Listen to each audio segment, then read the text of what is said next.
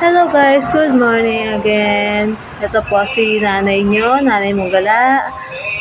Ito pa ang aking binili pandesal sa bakery. Hindi ko na nga lang po binlog kasi, or binidyo kasi naulan po kanina. And then, ngayon ay makulimlim pa ang panahon. Tingnan nyo naman. So, ito ho muna kakainin ko. Mamaya na ako kakain ng kanin. And then, para mas madali ako makatulog, ito ho, nagtimpla ako ng Milo. And then, ito yung mantikilya or dairy cream na namimiss ko nung ako'y bata pa.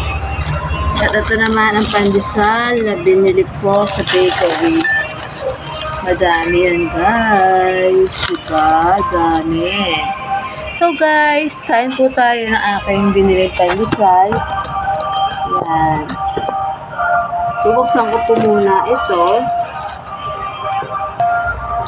Papalaman na tayo ng ating namiss ko kasi to nung bata ko gato ginagawa ko kaya mag-iisip bata muna ang nanay. Sarap, diba?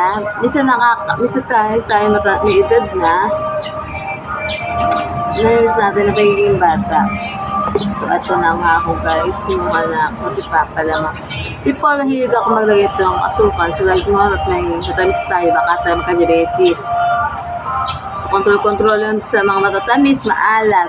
Ang maalat naman po ay nakaka-UTI. So, kain po tayo.